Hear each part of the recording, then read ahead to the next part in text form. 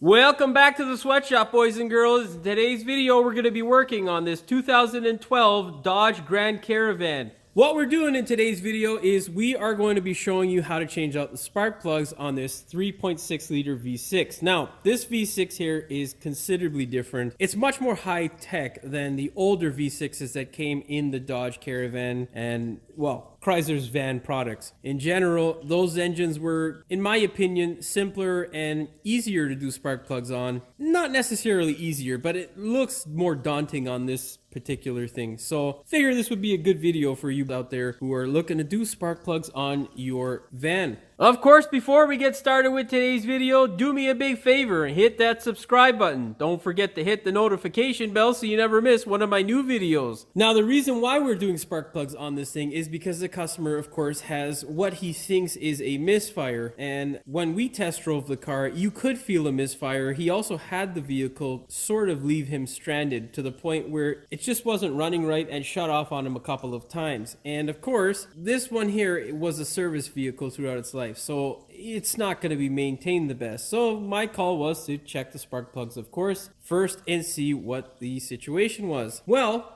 on most Dodges, you'd pull off the first bank of spark plugs to see what's going on. On this Dodge, you want to go ahead and start by taking off the spark plugs on the back head, or the one that is closer to the firewall, because that's the one that's actually easier to access. Now, of course, what I found when I pulled out the spark plug was this. A spark plug that does not look so healthy. As you can see there, that thing has a major dome in the top electrode. It's also quite thin, which means the gap is enormous. I'll measure the gap for you later on when I get the new spark plugs in and I can show you the difference between the two. So far, I've only pulled out just the one spark plug and it's not looking good. Now, even before pulling out the spark plug, you can take a look at the spark plug boot to see whether there is a misfire. And if you have white ashy substance like this around your spark plug boot, that is a good indicator that you have a misfire. What I think that ashy substance is, I'm not 100% sure, is the porcelain that gets etched when it arcs and slowly basically gets ground into dust by the electricity and spread into this area here of the boot. Now, I wiped off the top of the boot because that's what we usually do when there's a misfire. You got to clean all that crap off.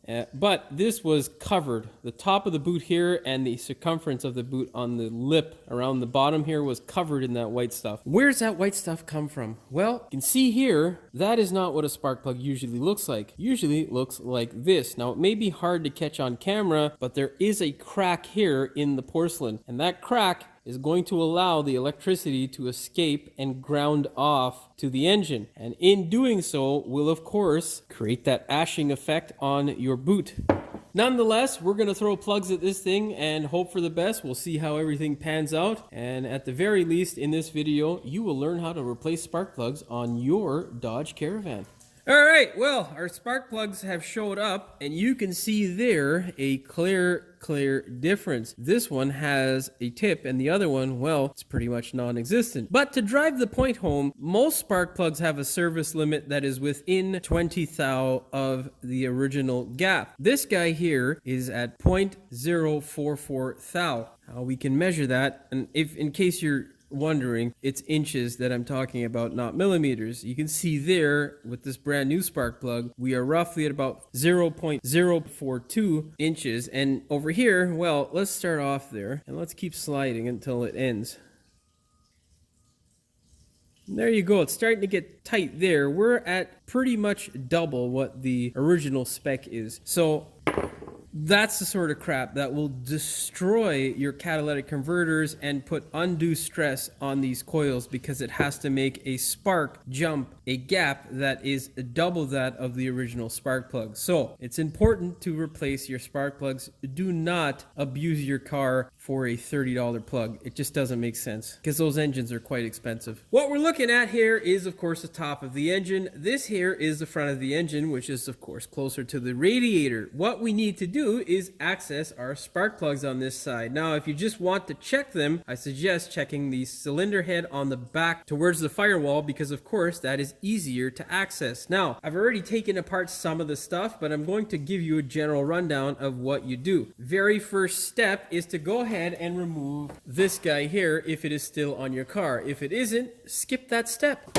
Your next step is going to be to remove this tube here. It sits right here and it is connected to the intake box, which is right up in the top here where my finger is pointing to. You're going to remove this guy and simply move it over to the front of the engine. That'll get it nice and out of the way. Second step is to remove this portion here of the intake system. So you're going to loosen up the intake duct clamp. You'll use a flat screwdriver or an 8mm to do that. Then you need to pull up on the back of this guy here, which is held in by two rubbers that basically are the same sort of design that hold in your engine cover. You're going to pull up on them and then you're going to release this clip here that is on the engine. Just a regular body style clip, so you'll need a clip remover or a flat screwdriver to take care of that. Once you do that, don't forget to disconnect this guy here, because obviously if you break the harness, that would suck and you'll end up having some issues that tissues won't solve. With everything loose, you're going to wiggle this guy out. Should come out nice and easily, not a hard thing to get out.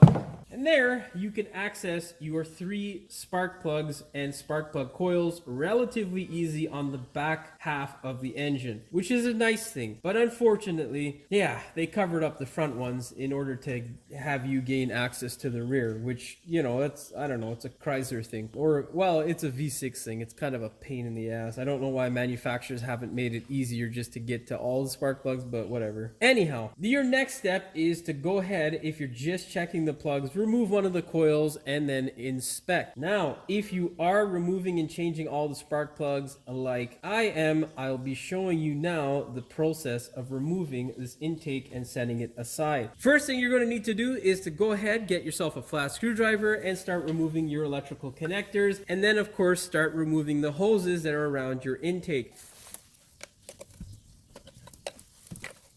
Chrysler commonly has these little locking pins. Don't be overly aggressive. If it doesn't want to come off, that means you're missing something. So, you know, get it off gently. Set your harness aside and then you can work on your hoses. And then there's a third one that I can see here for your valve cover.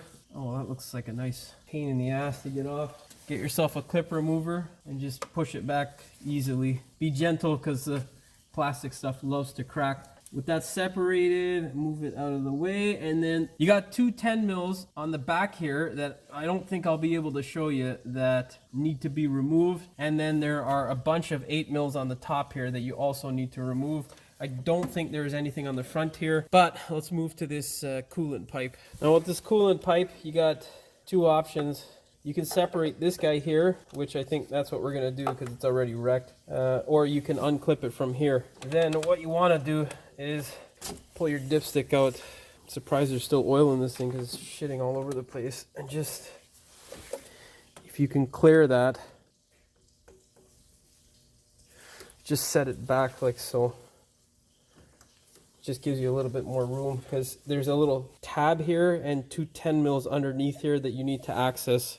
But you want to be careful whenever pulling this thing up because Chrysler, in its infinite wisdom, like all other manufacturers, went to a lot of plastic bits on the cooling system. So if you yank up on it hard, you'll break it and then you'll cry yourself to sleep because that's almost never in stock anywhere. I don't know whether that's a quality issue or whatever. Now, I'll try to get you a shot of the 10mm around the intake. That there is what they look like. There's one there, and then there is another one down there that the camera will not focus on. Right there, if I can, yeah, right there is another 10mm. And then this is the back of the engine. You got 1 10mm there, 1 10mm there. And then along the top here on the engine, you have those 8mm. You can see them there, there, there, and there. I think there's one back here as well. You're going to have to remove all of those, and then your intake should plop right off. The nice thing is Chrysler puts the torque spec right on the top of the intake. Of course, they couldn't figure out which side would be the right side up for the information because, as you can see, in regards to how we read it, it is upside down like most things in the Chrysler universe. Yay, Chrysler. Now, I'm going to show you how to pull this guy off here. There are a few signs you want to look for whenever doing these intakes because they can be a little bit of a pain in the ass. This is the tool of choice. It's just a small ratcheting wrench with a flex head. You can't get a solid one in there. I mean, you can, but you'll probably wreck some shit. Now, when turning these off, if you are in the rust belt, you want to be extra careful. Don't just reef on them. A lot of times the bolt that is inside of the intake will want to come out, the stud itself. The nut, if it separates, great. If the nut and bolt combination do not want to separate, you got to twist them out nice and slowly, because you don't want to crack the stupid intake, because they do rust up. It is rare in my experience, but can happen. And hopefully they all come out like this one did, and you just get a nut instead of the stud. Now, most times when the stud comes out, it should come through the hole. Of course, that depends on the model that you have, because I've seen some of them where the stud does have a base. They also do rot up, and then when you twist it, it'll crack. Now, if this one cracks, whatever, but if you crack and it somehow damages the intake, well, you'll end up replacing it, which sucks. Not a common thing, but it can happen. Now, I'm going to go ahead and do all the rest of them. It is basically the same process. Just make sure you don't drop them and be careful with the stud. Penetrating oil can be your friend. Once you get those two 10 mils out, the next step for this bracket in the back here is to go ahead and loosen up that 13 mil right down here. That guy, so you can push this bracket out of the way. Otherwise, you will not be able to get this stupid intake out of there. Now, it should just be that one 13 mil that you twist out of the way in order to force the bracket back. Yeah, unfortunately, this one here isn't slotted enough to the point where I can just force this one back without taking off this 13 mil bolt. So just remove this stupid thing if you're in the same situation that I was in, and then simply move the bracket back. I'm pretty sure on the newer ones, it has a little bit of a slot there, and you can just push that stupid thing back. But anyhow, nonetheless, get the stupid bracket out of there. Now, let's go ahead and get all of our 8 mil bolts out of this thing. Yeah. Grab yourself an 8 mil, preferably a 1/4 inch 8 mil, because you're not going to be able to get a 3/8 drive down inside there, and hammer out all those bolts.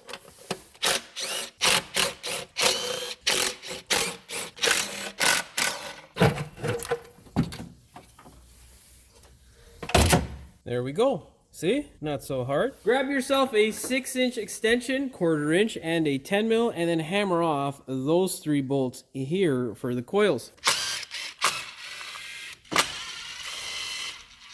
You can also do the same thing for the back. It's a little bit harder with the gun. I usually just do it by hand, but we're already here, so let's do that. Of course, I only have 2 left.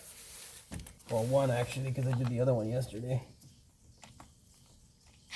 I'm gonna go get a shallow so I don't look like an idiot on camera. Please don't look stupid.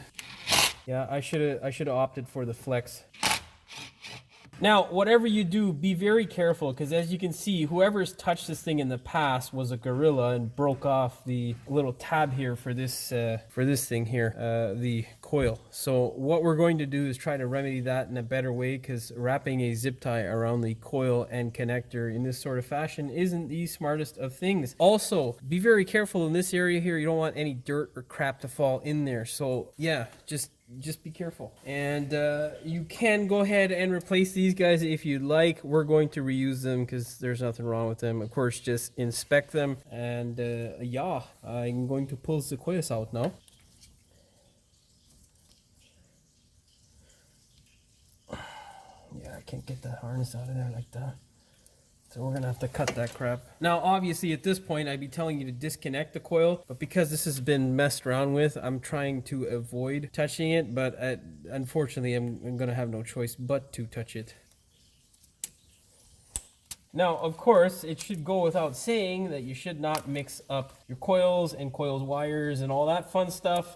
You know, if you do, well, that's not a good sign. Looks like a relatively new coil. Blue streak. All right.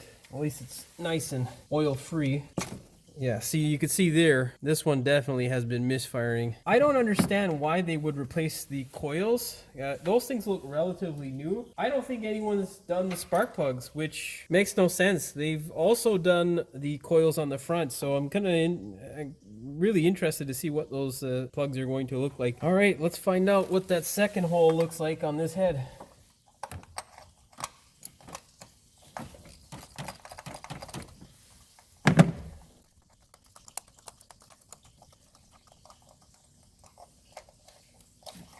Oh, look at this.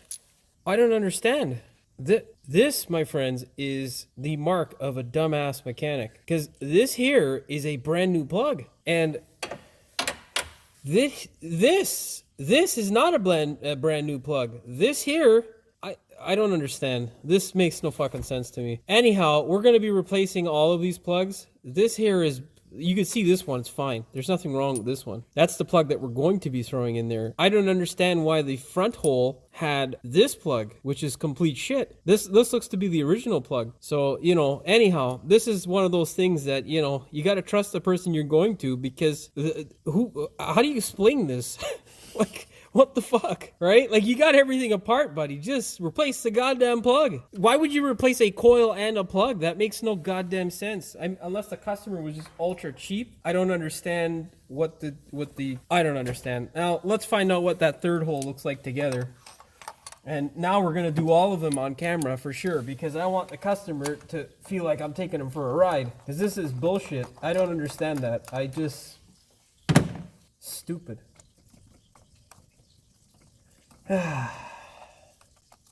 This is why I hate picking up any type of service vehicle, because you get the look at this, look at that. This one's barely got an electrode left. Like, it's completely worn away. And there you go, there's our misfire as well. Besides the fact that you have a useless sparking end or ground electrode, you got a crack in the porcelain there. That's what a crack in the porcelain looks like right there.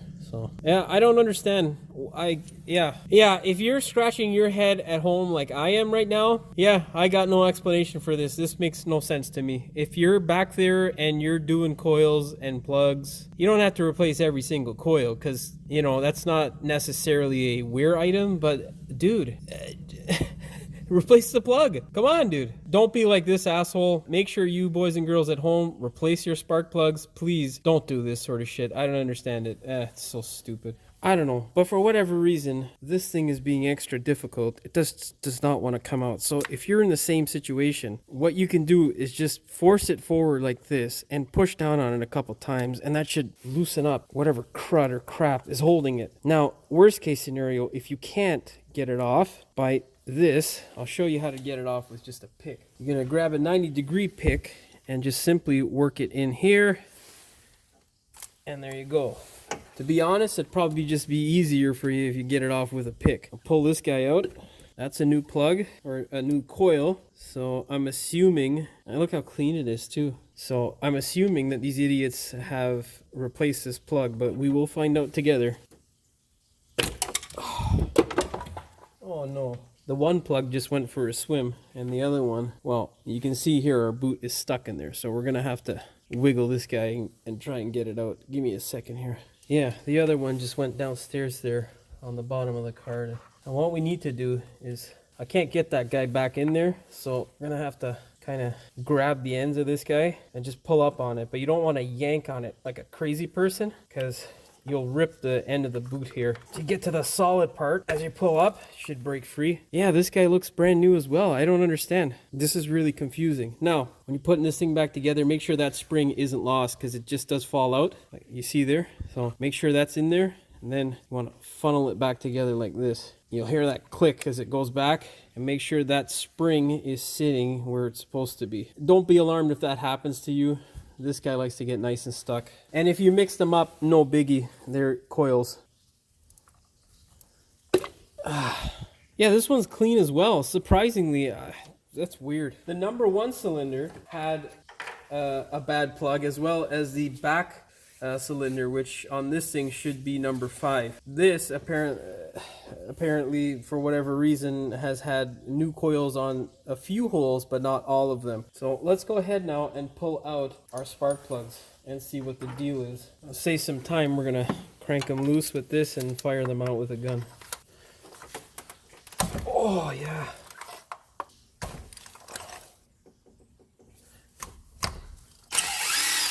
That's a new one.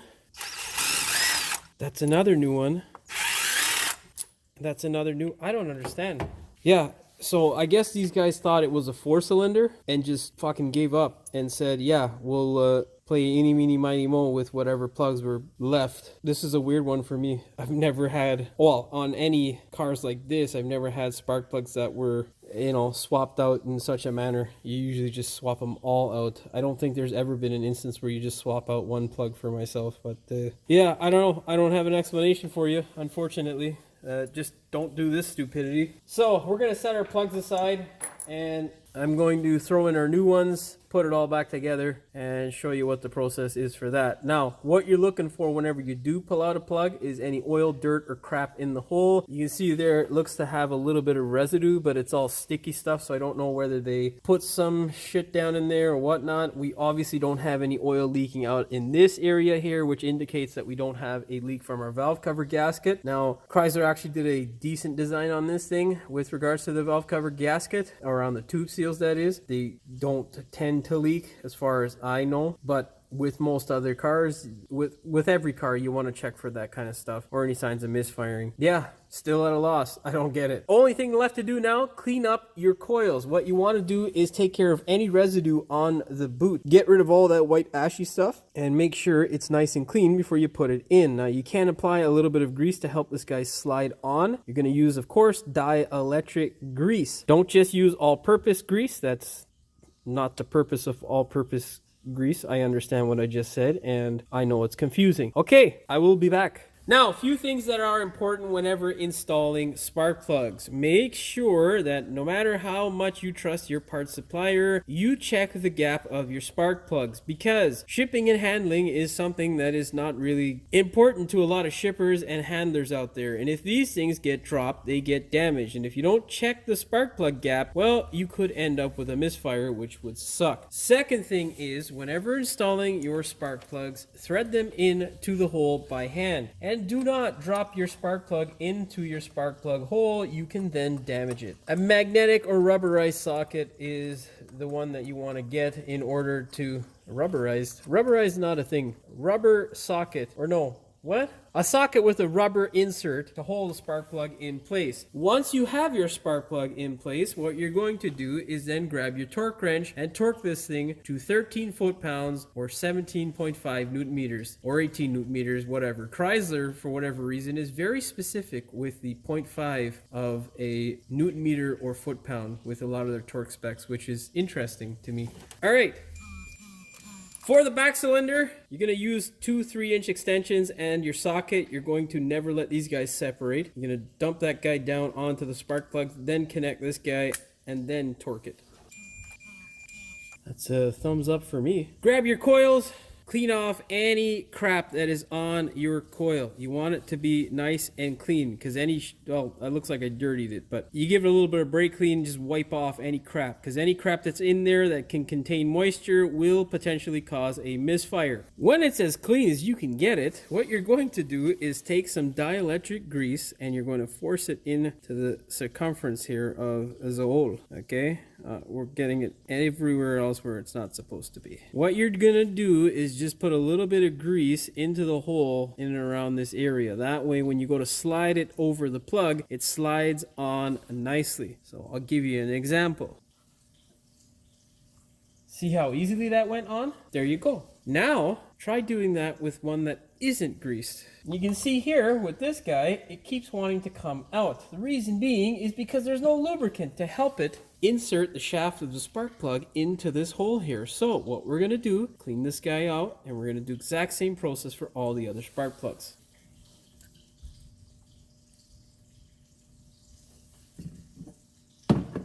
Well, that fucking disproves my point now, because it's slowly fucking coming up, stupid.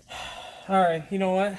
I don't know what is wrong with that coil. It is possessed, okay? Forget that shit. Just do what I said. Lubricate the goddamn spark plug coil and put it on to the spark plug, okay? Clean that crap out. I'll be back. I'm gonna put all these coils in now. Okay, grab your 10 mil and you can fire these home. Be gentle. Do not fire them at full strength because you will destroy stuff. Grab your torque wrench and set it to 6 foot-pounds or 8 newton meters. Of course, go ahead and connect your coils. If you're like me, connect the ones that work, and then, well, I'm gonna figure out off camera what the hell will work for the ones that are busted. Those two guys there. Now, if you have any broken coil connectors, what you're going to do, I find the best thing is just to use some zip ties. But you don't want to zip tie around the boot area here, because if you obviously peel it up off of the valve cover, you can get dirt in the cylinder or in the spark plug area, which will cause you to have a potential misfire. What I like to do, because most of the coils have this sort of like lip here, is just tuck socket underneath and then, you know, zip tie it in from the back and around the coil. This will provide that downward force so that this guy can't come up. And obviously, if it can't come up, it's not going to slip off of this. So you're good to go. Yeah, just don't overthink it. It's not rocket science. Now, clean these guys up with a nice rag here or replace them if you choose. You do not need to replace them unless they are damaged. Just make sure they're nice and clean. Don't be alarmed by the oil that sits there. Chrysler quality is, you know, it's not so quality. Grab a nice clean rag. You can just wipe it up or clean the rag and wipe it up depending on how much residue is there. Now, do the same to the other end of the intake. Make sure it's nice and clean and then grab it and we will set it into place. Most important thing when setting the intake in place, make sure you go straight down. Do not slide it into place. It'd be a very bad thing. Also, make sure these guys here are nice and not protruding, because if they are, it can damage your gasket or the mating surface. And when you slide this thing in, do not slide it up over the intake gasket. You want to place this thing down onto your intake or your lower intake. Hold the back end up, get the front side in where the nuts are, and then place it down. There you go. Now, how I verify that I've got it in the right place is simply you lift up on this section here and you can see where your nut is. And there you go, man. See, it's not rocket science. But there was no sliding around, which can potentially damage your gaskets. Now, you want to thread those bolts in by hand. Do not do it with a power tool. Okay, go ahead, grab your ratchet and start sending these guys down. I gotta turn my light on because I can't see shit. Oh, it would help if I put the socket on the actual extension properly. I had it on backwards. I swear to God, I'm a professional. I do this every day for a living. Now, if these bolts are going in too tight, something is wrong. They are a coarse thread bolt, but they should not go in tight at all. It will go down quickly because it is a very high thread pitch. But yeah, take it out and inspect it if it feels like it's cross-threading or, you know, just too tight, because you don't want any issues with these bolts, because if you do screw them up, you'll be replacing your lower intake, which would suck. Now, we're just snugging them up. There is a general torque sequence that I usually follow, which is I work my way from the inside, that means in this area here, or the middle, towards the outside. And then I torque them. And if you're wondering what the torque spec is, Chrysler is a little confusing because it says in the manual in one place it actually says 10 newton meters, but as I pointed out earlier on the intake manifold upside down it says 7 to 9 newton meters. So we're gonna torque this thing here because I also saw in the manual that it was 8 newton meters. So I'm just gonna torque it to 8 and be safe because it's in the middle of this and it's not 10. Okay, yeah. It's weird. I don't understand how they do things sometimes, but hey. Now I'm a bit odd. What I like to do is I will torque it with my torque sequence and then I will check it in a circular motion to make sure that it is all tight. Whenever you are torquing something with such a small value, you want to go very slow. There we go. We are done. You can go ahead and check it in a circular pattern now just to ensure that they're all torqued to the same value. It's not absolutely necessary and is up to you. It is now time for us to put these nuts back, which means dealing with that bracket in the back there and these two guys here. Make sure you apply a little bit of anti-seize or some grease to these nuts so that they don't seize into place, and that way they are never an issue. Of course, it probably would have been smart of me to tell you that before you put on the intake because it's accessible. But anyhow, you know, listen, I'm human. I make mistakes. Put the nuts on. Now, for those 10 mil nuts that secure your intake to the bracket, the torque spec, in case you are wondering, is 7.5 foot-pounds or 10 newton meters. For the 13 mil that is in the back there that we had to take off for that back bracket, the torque spec is 15 foot-pounds or 20 newton meters for the 13 millimeter head bolt that goes into the head. Of course, I did not torque them. I just used my experience because really, how the hell are you going to get a torque wrench in there? Anyhow, it is now time for us to connect our hoses. Grab your brake booster hose, stick that guy into place. Make sure you put this guy, your vent hose for your valve cover or your positive crankcase ventilation system, back into place. If they are really stiff for whatever reason, a WD-40 can be your friend. With those guys in place, double check to make sure you didn't forget anything. I feel like I did forget something, but I can't remember what the hell. Oh, there it is. It's this guy, which is fucking buried under the intake that I just installed. See? Watching live Jimmy's stupidity. There we go. Grab this guy here and stick it into place. Make sure it has some friction. If it doesn't, you will need to create some friction because it won't be making a seal if it doesn't have any friction. Then just run in all the clips that you took out, connect everything back, grab your electrical connectors and feed them into place. Oh, this guy needs to come off so we can run this guy. There we go. That looks better. Put that guy there. Get our TPMS. Disconnect this guy again. Plug in the TPMS. Put in the lock. TPS, throttle position. Well, this would be your electronic throttle body, but I'm old and I still remember it as a TPS because that's what it was. This is a useless clip. Okay, with all that stuff done and out of the way, we are good to go. You should have the one leftover connector. Of course, it is there for the sensor that is on that box that goes into the back of this region of the engine. Now, most importantly, do not forget, put this guy into place. What you're gonna do is slowly pull up on your radiator hose. Do not pull it or yank it. You will damage that stupid plastic crap in the front there, and nobody wants to deal with that. Make sure it is back in place properly. And yeah, I mean, Chrysler, this is the stock location, and it's surprising that that's how, I don't know. Yeah, that's Chrysler quality, baby. So yeah, if you want and you like your Chrysler, what you can do is you can put a little bit of a guard around this stupid thing to help it not wear away. And I don't know whether this thing has been altered or damaged in any way. That shit looks pretty rotted as well. So yeah, anyhow, put it back where you found it. And now we're gonna go ahead and put in our intake. Well, don't forget your dipstick. Grab your wonderful intake. Make sure you put that stupid rubber piece back in. Of course, you'll only be able to do that easily once you remove this clip. Don't put the clip back in yet. Go ahead and seat this thing. Make sure that this guy here doesn't have any damage to it or excessive dirt around it. And then place it into place. Line it up, slide it on in. You're gonna have to do a reach around and feel in the back here from that side whether those two little nubbins have lined up. With the nubbins lined up, push down on both of them. With it in place, verify that that hole lines up, and then push that connector or clip into place, and now you can do your final connector. There we go.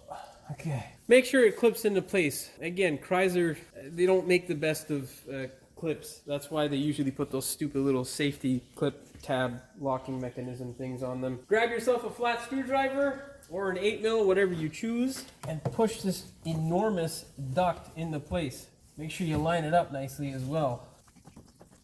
I don't know what the torque spec is for the clamp. There usually isn't one, and if there is nowadays, well, I don't care to look it up because it's a clamp, and if you don't know how to tighten the clamp properly, you probably shouldn't be working on cars. That being said, do not over tighten it. If you do over tighten it, well, put the tools down, and yeah, if you don't tighten it enough and it comes off, yeah, just don't work on the car no more. Now, our last step, as for the mechanical side of things, make sure this guy is nice and in place again. It rests in between this little nubbin here and the engine. And then push the backside on because they like to come off as well. And now we can put our decorative plastic piece of crap, engine cover back. For the engine cover, you should have these 4 little rubbers here, here, here, and here.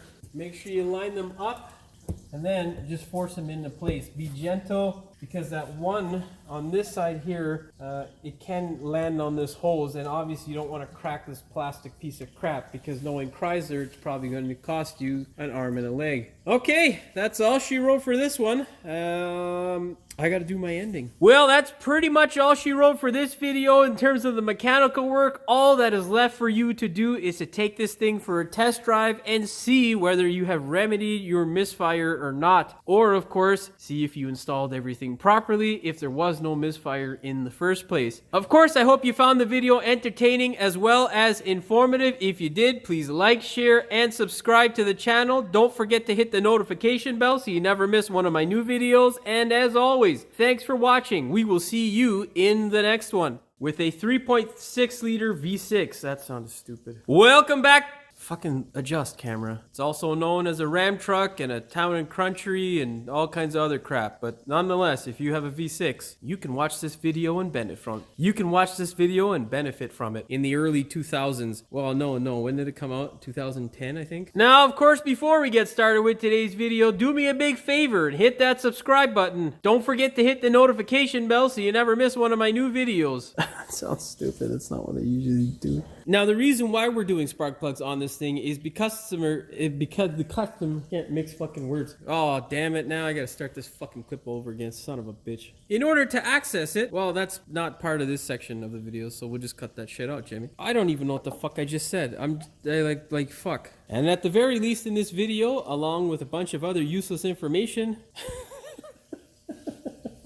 Chrysler V6, whatever, all the same shit. Now, you can, well, hopefully tell that this is the front of the car here, which is, what the fuck did I don't know what the fuck I just said. Anyhow, there are another two tabs that are just the same as the one are in, well, I forgot to tell you, before you move that intake, fuck, we're gonna start this clip over again, son of a bitch, towards the fire hall. First thing you're going to need to do is get yourself and then remove the, oh fuck, the fuck did I just say? Come on, gimbal. Fuck off. I made that look a lot harder than I should have. She's not cooperating very nicely. How do I take this off? Oh, I'm gonna go figure out how to do it and I'll be back. Important to a lot of shippers and handlers. Important to a lot of shipper and, oh, fuck, I did it again. My beard on camera? Yeah. Fuck. Well, that's fine, man. Very important. When it's all nice and clean, I mean, I can't say that it's clean right now, but I better clean that shit. See how easily that went on? No, you didn't see that because I put it in the hole that is off camera. Wow, that was stupid, Jimmy. I'll give you an example on the back here. I use the same fucking hole that you guys can't see at home. What a moron. Grab your torque wrench and set it. Go ahead and grab your ratcheto. No, it sounded two ways. Ratcheto, you know. I work my, I'm just gonna say I work myself, which that don't make no fucking sense. Now I'm a bit of a weirdo. And there we go. We are done. Now you can go ahead and check it like a, but you know where they are because I struggled to show you. This is dumb. Why is the light? Is the light on? Yeah. It is on. Oh, yeah. Dark as fucking there. Why the fuck aren't you supposed to clip, man? Clip, bitch. Okay, for whatever reason, this guy is not clipping, being a bitch. Okay. Oh, that's out of frame. Fuck me. Of course, I hope that. No, wait, that's not what I say. Oh, I forgot to do my fucking. Let's do. Oh, fuck. The fuck? I can't do my own ending. Son of a bitch. Ratcheto.